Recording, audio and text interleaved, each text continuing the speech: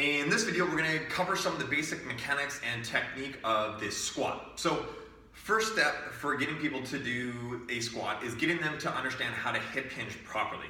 I find a lot of people dive into trying to teach certain mechanics of the squat before teaching the hip hinge, and in my opinion, it's the wrong route to go. So basically, very first thing that I want to do is I want to get people to find out where their hip crease is. So I just get people to lift their knee and find that crease where their leg meets their hip, and do that on both sides and keep their fingers in that spot.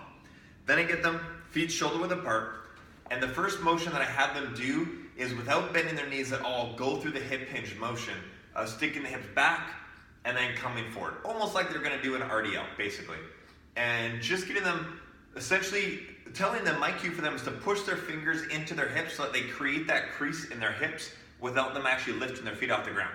So they come up, and then butt is going back, weight is transferring into the heels, my back is straight as I go forward and I don't round over, okay? And I get them comfortable with that first. Anywhere, it might be 3 reps, it might be 10 reps, depending on the person. And then at that point, then I cue them that they can start to bend their knees. And so hip hinge first, and then I get them to tell them that there's a chair, there's a bench, there's something behind them that they're gonna be able to sit on, but it's not right behind their heels, it's like a foot back. So if you can actually use a chair to teach this, even better.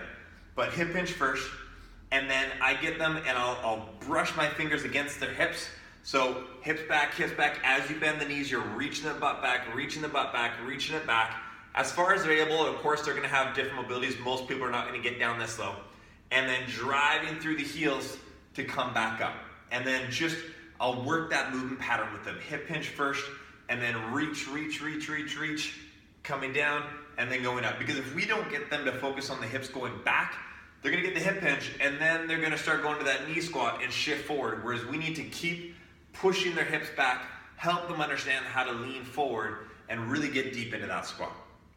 So a couple cues that I use, obviously knees behind the toes is a great one. It's also a great one for them visually to understand where their body needs to go, because if they look down, knees in front of the toes, obviously they got to figure out how to get the hips back. Sometimes I'll just physically put the finger in the hips, lean the body forward so they get the hips back. Another one is, imagine there's a fish hook, and fish hook is attached to their pants and you're pulling their butt back. And then that's another cue, another analogy that you can use for some people. So what are a couple of the other things to watch out for? Obviously, rounded back, we don't want to have that, or kind of more the upper back kyphosis. Opening up the chest, having the chest up the whole time. And I usually like to cue about 45 degrees that they'll lean forward, right?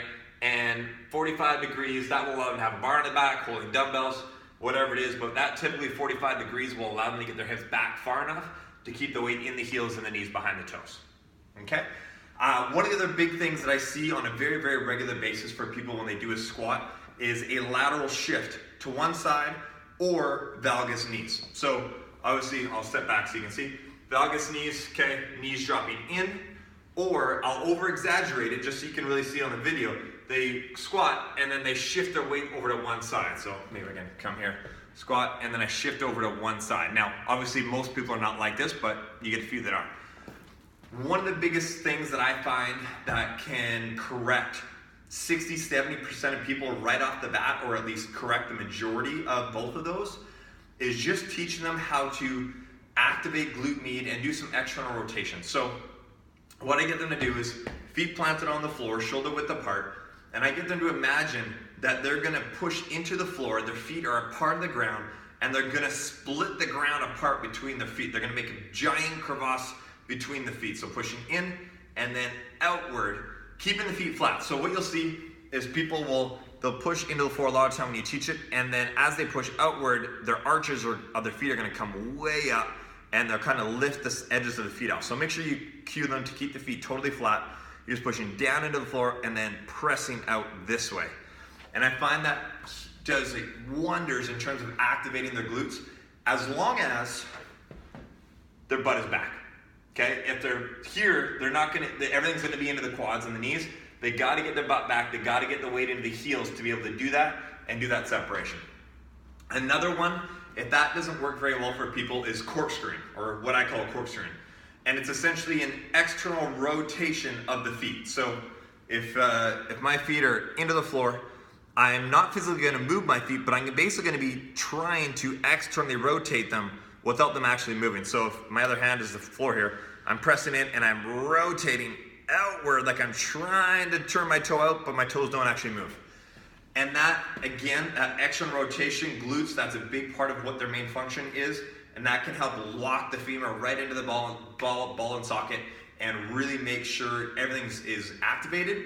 And then I find at least 70% of the time if someone has a lateral shift, by pushing out sideways or external rotation, they're fixed pretty quickly. And then same with valgus knee. As long as they're pushing out, it's like mimicking having a band around the top of the knees and having them have to push out. And that's what that does. And it just teaches them how to start to create more activation without needing a band around the knees, although I will use that as a supplement if needed. So those are the main technique and components of the squat. If you have any questions, let me know. Otherwise, enjoy doing some squats.